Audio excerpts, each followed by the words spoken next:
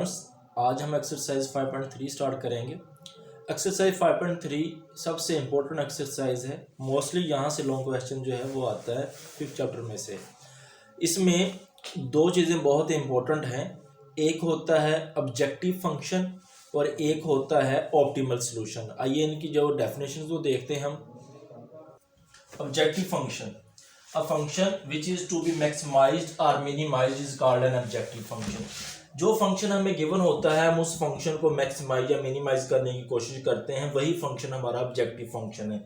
जैसे कि ये क्वेश्चन लिखा है f(x, y) = x + 3y। हमें इस फंक्शन को मैक्सिमाइज या मिनिमाइज करना होता है। अब ये जो फंक्शन है ये ऑब्जेक्टिव फंक्शन कहलाता है। सेकंड, ऑप्टिमल सॉल्यूशन क्या है? ऑप्टिमल सॉल्यूशन, हमारे पास एक सॉल्यूशन रीजन बनता है और जो सॉल्यूशन रीजन फर्स्ट क्वाड्रेंट में हो उसे फिजिबल रीजन कहते हैं और उसके हर पॉइंट को हम फिजिबल सॉल्यूशन कहते हैं। और फिजिबल सॉल्यूशन के जिन पॉइंट्स के ऊपर ऑब्जेक्टिव फंक्शन मैक्सिमाइज होता है या मिनिमाइज होता है, हम उन पॉइंट्स को, जिन पॉइंट्स के ऊपर ऑब्जेक्टिव फंक्शन मैक्सिमाइज या मिनिमाइज होता है, उन पॉइंट्स को हम ऑप्टिमल सॉल्यूशन कहते हैं। ठीक है, मैक्सिमाइज हो या मिनिमाइज हो।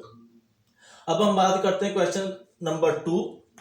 इसमें हमें फंक्शन गिवन है 2 वेरिएबल में f(x, y) = x + 3y। इस फंक्शन को हमें मैक्सिमाइज या मिनिमाइज करना है। ये फंक्शन हमारे लिए जो है वो ऑब्जेक्टिव फंक्शन है, ये वाला।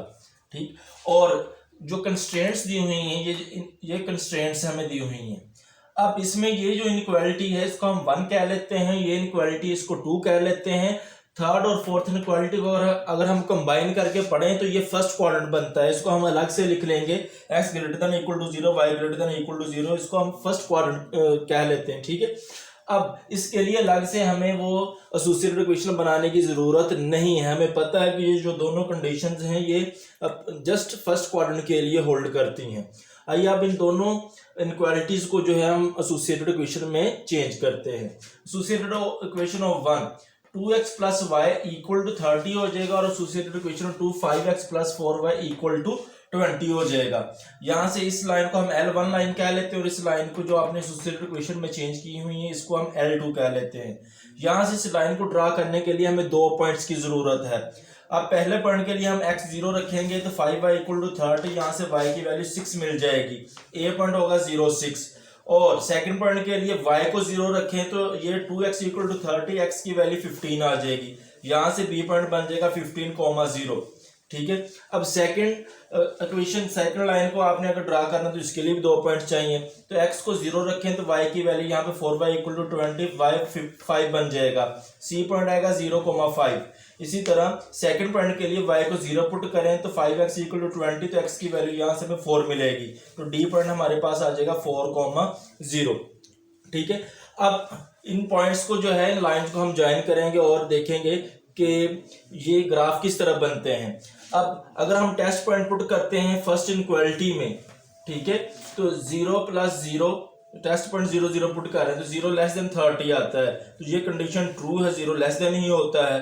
तो अगर कंडीशन ट्रू हो तो ग्राफ टूवर्ड्स द ओरिजिन होगा फ्रॉम द लाइन L1।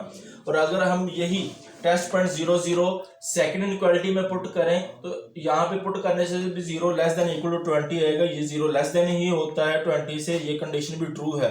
तो सो graph towards the origin from L2, तो जो ग्राफ है वो ओरिजिन की तरफ बनेगा फ्रॉम द लाइन L2। अब दोनों लाइनों का जो ग्राफ है वो ओरिजिन की तरफ ही बनने वाला है और टोटली जो ग्राफ का रीजन है वो फर्स्ट क्वाड्रेंट में आना चाहिए, क्योंकि फर्स्ट क्वाड्रेंट में आएगा तो वो फिजिबल रीजन और उसका सॉल्यूशन फिजिबल सॉल्यूशन होंगे। जी, अब इन पॉइंट्स को हम जो है वो ज्वाइन करते हैं। सबसे पहले ये पॉइंट्स मेंशन करते हैं कार्टेशियन प्लेन के ऊपर। पहली लाइन के लिए जो पॉइंट है A06 है, A06 यहाँ पे A06 ये वाला पॉइंट जहाँ पे y की वैल्यू 0 और x की value 0, x coordinate 0, y coordinate 6, ये वाला पॉइंट जो है A06 है। ठीक है, अब B पॉइंट 15 0, x कोऑर्डिनेट 15 है, y कोऑर्डिनेट 0 है। तो x कोऑर्डिनेट 15, ये जो पॉइंट है ये x कोऑर्डिनेट 15 और यहाँ पे y 0 होगा। हम इन दोनों पॉइंट्स को आपस में ज्वाइन कर देते हैं।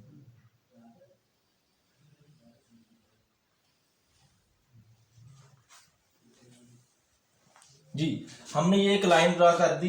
ये लाइन जो है वो L1 है। अब इस लाइन से ग्राफ किस तरह बनेगा, अब इस लाइन से ग्राफ ओरिजिन की तरफ बनेगा, ओरिजिन नीचे की तरफ है तो इसका ग्राफ जो है वो नीचे की तरफ बनेगा, उसको मैं शेड करने जा रहा हूं जी।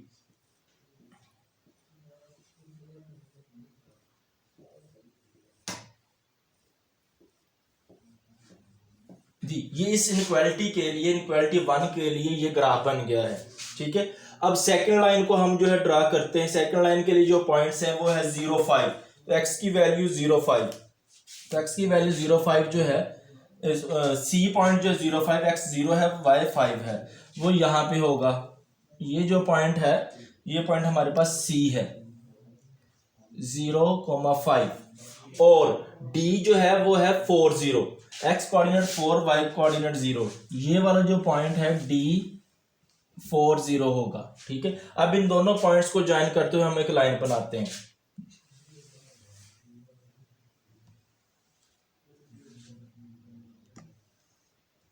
जी।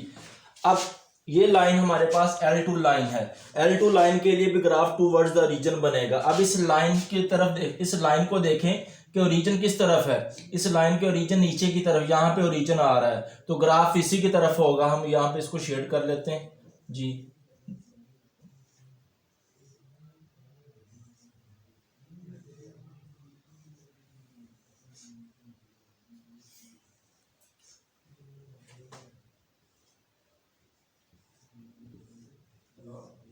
जी अब अगर आप देखें तो हमारे पास जो कॉमन रीजन आ रहा है, वो कॉमन रीजन यहाँ पे दोनों लाइन इंटरसेक्ट कर रही हैं, ये ब्लैक और रेड, ये यहाँ पे भी है, यहाँ पे भी है, बेसिकली ये और साथ में ये वाला। लेकिन हमें जो लास्ट दोनों इनक्वालिटीज दी हुई, ये कहता है कि फर्स्ट क्वाड्रेंट के अंदर ही आपने रीजन लेना है। अगर 4 की 4 इनक्वालिटीज को देखेंगे तो हमारे पास कॉमन रीजन ना तो ये बनेगा, ना ये बनेगा, ना ये बनेगा, जस्ट ये बनेगा, क्योंकि ये फर्स्ट क्वाड्रेंट में आ रहा है। इसको मैं हाईलाइट कर देता हूँ, ये देखिएगा,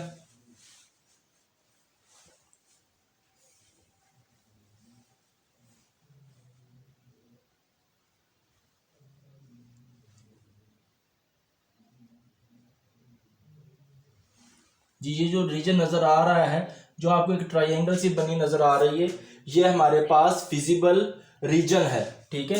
फिजिबल रीजन के कॉर्नर पॉइंट्स की बात करेंगे जी।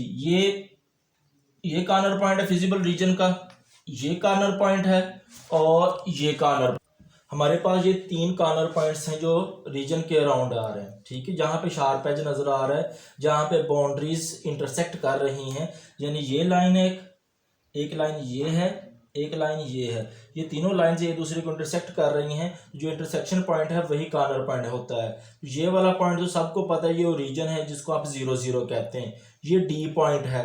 और ये 0,5 आपने किसको कहा था, 0,5, ये सी पॉइंट, ये वाला जो पॉइंट है ये सी है, ये ऊपर वाला ए है। तो अब हमारे पास 3 कॉर्नर पॉइंट्स आ गए हैं, ओ, सी और डी। अब हमें कोई भी ऐसा पॉइंट, कॉर्नर पॉइंट नहीं जिसे हमें फाइंड करना पड़ेगा, तीनों के तीनों हमारे सामने जो है वो फिगर से ही नजर आ रहे हैं। ओ, सी और डी, ये तीनों कॉर्नर पॉइंट्स हैं। अब ये सारे का सारा फिजिबल सोल्यूशन है, ये जो आपको फर्स्ट क्वाड्रेंट में नजर आ रहा है। लेकिन जो मैक्सिमाइज या मिनिमाइज सोल्यूशन होता है वो फिजिबल सोल्यूशन के कॉर्नर पॉइंट्स के ऊपर होता है, जहां पे भी शार्प एज बनता है। अब कॉर्नर पॉइंट्स हैं 0 0, और ये 4 0 है, और सी जो है वो 0,5 है। तो अब हम इन पॉइंट्स को ऑब्जेक्टिव फंक्शन में पुट करके चेक करेंगे कि मैक्सिमाइज सॉल्यूशन किस पॉइंट के ऊपर आ रहा है, किस कॉर्नर पॉइंट के ऊपर आ रहा है। अब हम इन तीनों कॉर्नर पॉइंट्स को इस ऑब्जेक्टिव फंक्शन, ये ऑब्जेक्टिव फंक्शन इसमें हम पुट करने वाले हैं, ठीक है। पॉइंट्स हैं 0 0, हम इस फंक्शन में पुट करेंगे, x की जगह पर 0, y की जगह पर 0 0 पुट करेंगे तो यहाँ से f(x, y) 0 मिलेगा। c कॉर्नर पॉइंट है 0,5, तो x की जगह पे 0 और y की जगह पे 5 पुट करेंगे इस फंक्शन के अंदर, तो 0 + 3 × 5, ये 15 बनेगा। इसी तरह d कॉर्नर पॉइंट है, वो पुट करेंगे तो यहाँ पे x की जगह पे 4 और y की जगह पे 0, 4 पुट करें और y की जगह पे 0 पुट करें, यहाँ से हमें 4 मिलेगा।